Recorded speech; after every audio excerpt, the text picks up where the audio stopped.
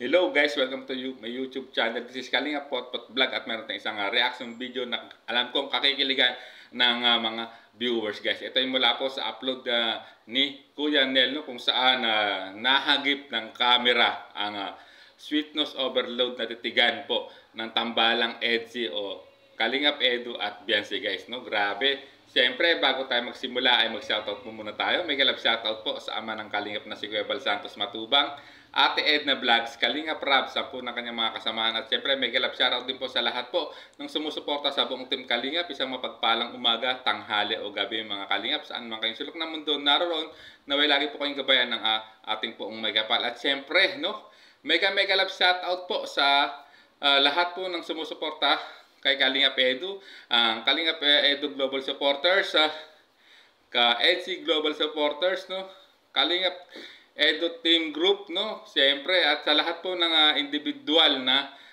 sumusuporta po kay Kalingap Edu, isang mapagpalang umaga, tanghali o gabi, saan man kayong sulok ng mundo, naroon, naway lagi po kayong gabayan ng ating poong may kapal. So, ayan guys, simulan na natin ang nakakakilig na reaction video mula po sa upload ni Kuya Nel.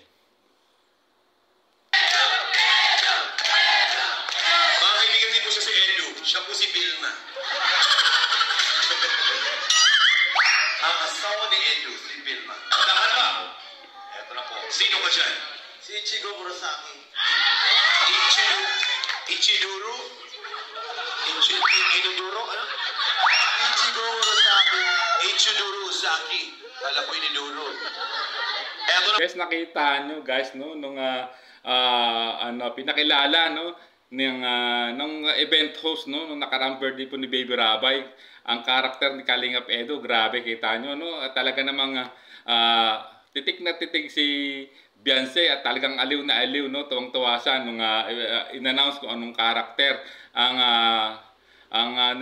nire-represent po ni Kalingap Edu, na walang iba si Ichigo, no, ng Bleach, kung saan kita nyo guys, no. Tawang-tawa na si Rose siya ay natutuwa rin. Pero guys, kita nyo guys, no, yung kilig na kilig niya, no. At talagang hindi siya hindi naaalis yung tingin ni Beyonce rito nung in-announce pa lang, no, ang pangalan ni Kalingap Edu para ipakilala yung sarili, no, doon sa costume na kanyang sinuot. Guys, kita nyo, no, talagang nakapokus ngayon si Beyonce, parang gustong-gusto niyang tinititigan po rito, no, si Kalingap Edu guys. So sundan po natin. Si Ichiduro Oseki.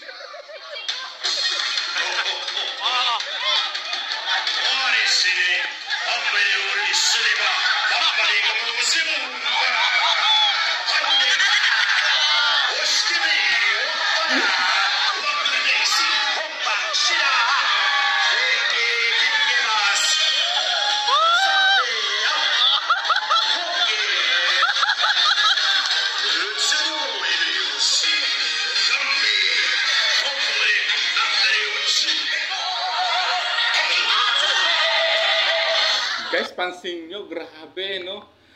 Nakapokus lang talaga rito si Beyonce habang piniperform, no, ni Kalingap Edu yung karakter ni Ichigo ng Bleach, no? Isa sa yun ang napili niyang costume guys. Kita nyo guys, no, talagang hindi siya nagpapadistract dito si Beyonce. Talagang tinititigan niya, pinapanood niya yung bawat kilos ng pagpa-perform po ni Kalingap Edu guys, no? Kahit kahit ang katabi niya ay tuwang-tawa na tawa na ng tawa si Rosa, pero siya guys, no, hindi siya nadidistract dito si Beyonce guys. Grabe, titig na titig talaga siya, no, kay Kalingap Edu guys, no. Talagang nakapokus lang talaga siya rito habang nagpe-perform talaga si Kalingap Edu guys. Wala talaga akong masabi, grabe talaga ang charisma ng isang Kalingap Edu. Kita niyo naman si Beyonce guys, no, kahit na walang nakaka-distract, no, basta nakatutok lang, nakatingin lang siya, no, doon lang siya nakapokus doon sa pagpa-perform ni Kalingap Edu guys. So sundan pa natin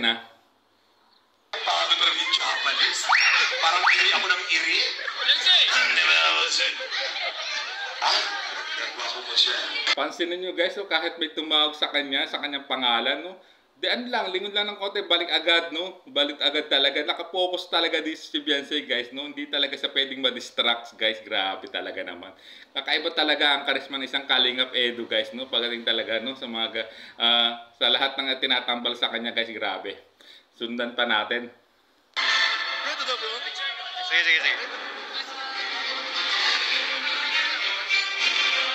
Oh, nakita nyo ba yung guys? Yung tinginan ng dalawa guys. Grabe ha. Wala pang ano dyan ha. Wala pang salita dyan si Kalinga Edu.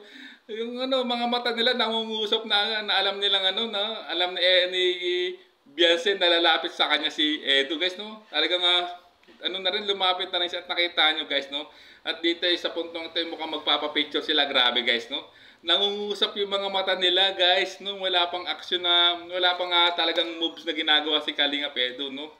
Yung titigan lang nila, yung tingin lang nila na simpleng tingin lang, grabe no, nakakakilig na guys no. Alam na ng bawat isa ang ibig sabihin no, sa tingin pa lang nilang dalawa no, sa isa't isa, grabe.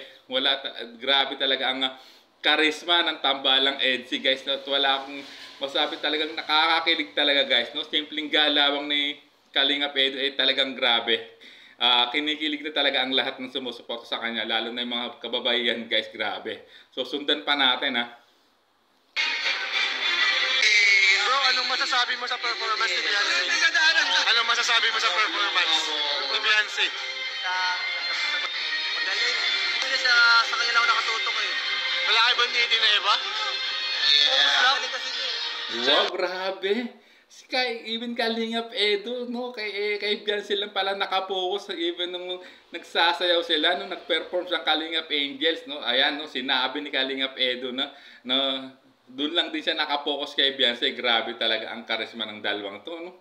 Titigan pa lang talaga, no, yung tinginan pa lang, simpleng tinginan pa lang, no, nangungusap na ang kanilang mga mata, grabe. Kaya, ako'y wala masabi, hindi talagang grabe talagang isang Kalinga Edu, no. So, sundan pa natin, ha? Oh, nasa unahan pa naman. Nasa gitna siya. Siya ba yung nagturo? Hindi ko alam. Si Beyonce. Grabe, guys, no? Detalyado. Alam ni Kalinga Edu kung saan nakapeso habang nag-paper mo ang Kalinga Angels, no? Kung saan nakapeso si Beyonce. Alam na, ano yun, no? Na nasa gitna, guys. Grabe talaga. It means nakapokus din siya. Pinapanood niya rin ang performance po ni Beyonce, no? Talagang napaka-supportive po talaga ni Kalinga Edu pagdating sa mga ganung bagay, no? Lahat po ng kanyang nakatambal niya ay talagang todo ang support na binibigay po ni Kalinga Edu, guys. So, sundan pa natin ang ibang sasagot po ni Kalinga Edu rito. Sila kahapon, wala kahapon. Napanood ko sila mag-practice. Nakakabilis. Nakasmile ka nung nanonood ka eh. Diba? Sige bro. Kaya ang society. Grabe. Even sa practice talaga nakasubaybay, no, nakasubaybay o nakatutok dito si Kalinga Edu at talagang grabe, no. Tinanong pa ni no, naka-smile talaga kasi mukhang naka-smile nga, no, although hindi na sinagot ni Kalinga Edu, pero nakita natin yung expression ng mukha niya, guys, grabe. Talagang super supportive si Kalinga Edu kay Beyonce, guys, no. Kaya wala talaga, hindi na ako tatakong bakit, kasi simpleng galawan lang nila, yung daan na titigan lang, grabe, no. Simpleng nangungusap na agad yung mga mata, no. Talagang kala mo, malalim na yung pinag-uusapan, no. Sa ganung interaction pa lang nila, guys, no. Wala pa silang ganong, salita, no, kundi lang, no. Mga mata lang ang nangungusap, talagang grabe, nakakakilig na, guys, no. At talaga namang hindi talaga ako magtatakong bakit marami nagmamahal sa tambalang EDSI, guys. So hanggang dito na lang ating nakakakilig na reaction video, guys, no. Kung gusto niyo mapanood ang full video po nito, puntahan niyo po sa YouTube channel po ni Kuya Nel. At syempre, sa mga hindi rin nakasubscribe, paki-subscribe ang kanyang YouTube channel, Kuya Nel, no. At syempre, hit yung notification bell para laging update sa kanyang mga upload videos, guys. So hanggang dito na lang ating reaction video. Bago tayo tuloy magtapos ay magsa-shoutout muna tayo. May galap shoutout po kay Emerita Sario, kay Marie Pineda, sa lahat po ng members po ng KROR o Kalingap Rab Official Reactors. May galap shoutout po sa inyo. Sa buong K-Boys po, may galap shoutout po at sa lahat po ng individual na sumusuporta po sa tambalang Edu at Beyonce o EDSI. May galap shoutout po. So hanggang dito na lang po ang ating reaction video. Maraming salamat po muli. Ito po ang yung Kalingat Potpot Vlog saying bye-bye! There's a vlogger named Kuya Potpot, spreading good vibes, giving all he's got. With the camera in his hand, he hits the road, capture moments, sharing stories untold. Kuya Potpot, he's the one we adore, bring smiles. He's got so much more in this crazy world. He's a